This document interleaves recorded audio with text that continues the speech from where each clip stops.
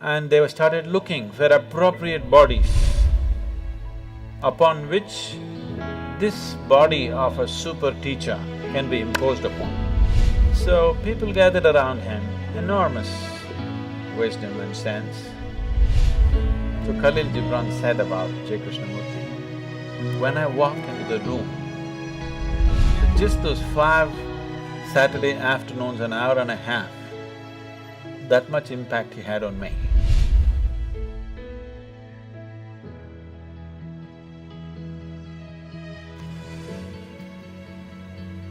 Jiddu Krishnamurti was born in a village called Madanapalli. I've been to his house where he was born and where he lived. A century-old house, a cute little house, nice place. It's kept like a monument for him today. At one time in early 20th century and late 19th century, Theosophy spread across the world in a big way. This was started by Madame Blavatsky, who had a great interest in occult and mysticism, and she spent late 19th century and early 20th century saw a lot of British and other European seekers of mysticism traveling to India and exploring and writing lots of books, many of them, you know. Max Muller, Paul Bronton and many others. Blavatsky was even before them. These are all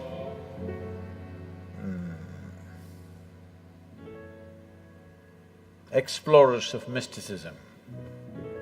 It was, in those days, not like going to some place to learn, it was an adventure that you really have to take off on a horseback and go to a strange country, battle all kinds of things, try to meet the right kind of gurus, and it was a whole adventure. So they put themselves through all this. Madame Blavatsky traveled to all kinds of places. She went to Tibet, she went to India, and then she came down to Tamil Nadu and set up the Theosophical Society out there, which still is there. And then their dream became to produce a perfect being project. Then they unearthed this information. I don't know to what extent they went, but actually, in the yogic lore, in the tradition, there was a yogi by the name Sunira. Sunira saw that human consciousness could be evolved if you produce a perfect human being who could render this to all sorts of people. In a way, he comes from the tradition of Shiva. Somewhere it's his dream to build another being like that. He wants to build a living Shiva once again, a perfect teacher for the world, who is completely multidimensional, not this kind of teaching or that kind of teaching. As Shiva explored the whole human consciousness and human body in every possible way, he wants that kind of a living being. So he started building the energy body for that kind, and then he believed that he could build a physical body on top of that and let him loose in the world with a lifespan of a few hundred or 1,000 years, so that he will transform the whole world by the time his time is done. So he started working on this project. And of course he died unfulfilled. Many ambitious yogis picked up the same project that Sunira had left and tried to reconstruct this energy body of a perfect teacher who can transform human consciousness. So, Madame Blavatsky, Leadbeater and Annie Besant, who came together to power this theosophy movement across the world, which they successfully did to a large extent, and they gathered the most phenomenal occult library on the planet is still in the Theosophical Society of India.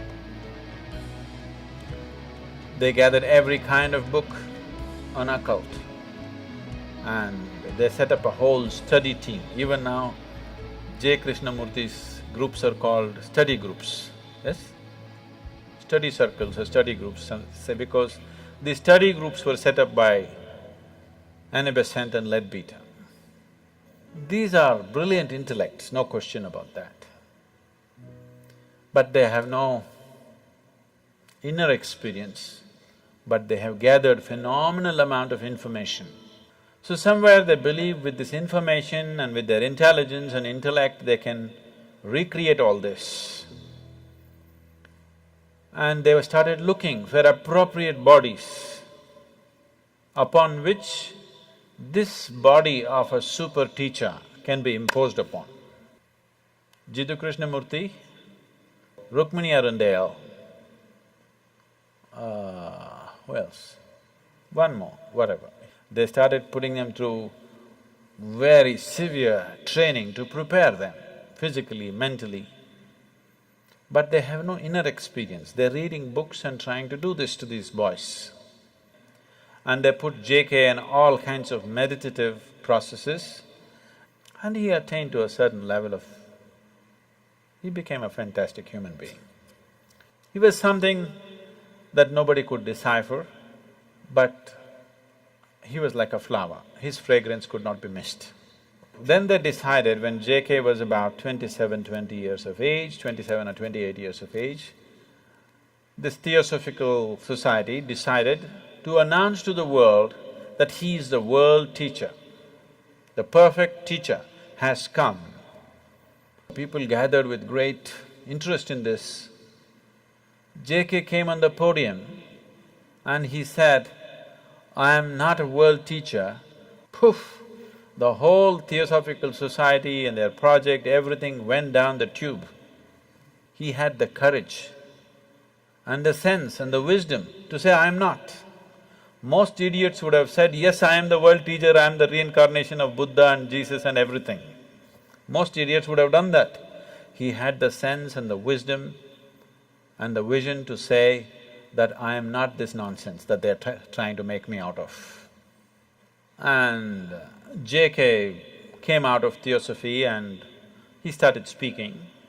He's a brilliant speaker. So people gathered around him, enormous wisdom and sense. So when he spoke, people sat rapt. Quite magical, the way he speaks. You know, somebody was talking to me, when I was just 17, 18 years of age, someone was talking to me, JK study circles, it was fashionable. For all those people who think they're intellectual, you have to read JK, you have to listen to JK's audios, otherwise you're not intellectual enough. In the Indian intelligentsia, if you have not read JK, Kierkegaard and Dostoevsky, you have no brain actually. That's how it's treated. So it's like fashion. For everybody, they should have read this, whether they get it or they don't get it. You read Dostoevsky, you read Kierkegaard, you read Jiddu Krishnamurti, means you got some brain working. That's a gauge. So, people were talking, JK, he's something every Saturday afternoon, they have a study circle where they play some audio tapes and his books are there and things. Some of my friends invited me and I went. So they were playing a short video. The man was sitting like this is the first time I'm seeing him, the first time I'm listening to him. He was still alive at that time. Just the integrity of the person is spilling all over him. Just the sheer integrity of the man cannot be missed. So, I didn't do much reading, I heard a few audios and watched a few videos. I enjoyed him, but I was too wild to listen to anybody. I had no time for anything. Life was calling me all the time. So I had no time to listen to my parents or my teachers or JK or IJ or XYZ, you know. I had no time for anything, so I left the study circle and went on. Maybe I attended this for about 5 weeks, I remember very well. It was about 5 weekends I went there, every Saturday afternoon, just for about an hour and a half. They would play one half an hour video or audio, and then they'll all get into discussion and one big confusion. Because nobody around him understood what he's talking about. Because he refuses to use any method, he refuses to use any example, he refuses to use any parable, any story, any joke or anything. This is just intellectual dissection. This is called as Gnana Marga. This is pure Gnana Marga. Gnana means the way of the intellect. Out of these 7 billion people, if you find 10,000 people who have that kind of a razor-sharp intellect, who can, without any kind of context, they can go on slicing things, you will not even find I don't think you'll find 10,000. Maybe you'll find 1,000 people. And those 1,000 people may not be interested in the spiritual process, they may be trying to slice through the stock market, they may be trying to slice through something else. So, around JK, everybody could feel the man is special, but nobody could get what he was talking about, because he refused to play the role of a guru, he refused to initiate anybody into anything, he refused to give any kind of method, any kind of process. He said it anyway happen. It is true. Anyway it will happen. But maybe after 1,000,000 lifetimes. So if you are in a hurry, either you must have that kind of an intellect, which is rare, or you must be willing to use the other faculties that you have of body, energy, emotion, all these things. He went driving on one wheel of his car. He is good at it, but nobody else could get to do it. Fantastic human being. When he was there was a fragrance, when he's gone, only books, because there's no living process. So Khalil Gibran said about J. Krishnamurti, when I walked into the room, JK was sitting and Khalil Gibran went to meet him. He said, when I walked into the room, I walked into a wall of love. It just hit me in the face. See, you would never associate JK with love. He's not a loving man. That's not how he looks. He's like this. He definitely doesn't look loving, but he's very loving. His energies are absolutely compassionate, but his words are like knife. So, people felt something, but they couldn't figure what it is. They couldn't get a hold on it because he wouldn't give a hold. He said, if you hold it, you may get stuck with this, so don't hold. If there were millions of razor-sharp minds in the world, that would have been a fabulous way to do things. But in today's world, in the existing way the humanity is, the way people's intellects are entangled in 1,000,000 things, that method is just not going to get anybody anywhere.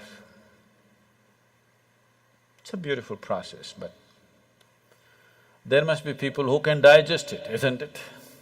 So, J. Krishnamurti was like a flower. His fragrance was felt when he was alive, and that's all. His words are good. If you want to kind of use it as an intellectual exercise to drop a few things, they could be useful, brilliant.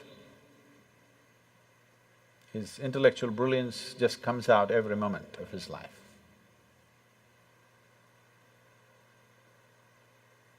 He started a few schools, which are wonderful schools, which are still on. I must tell you my association with him. When I went to this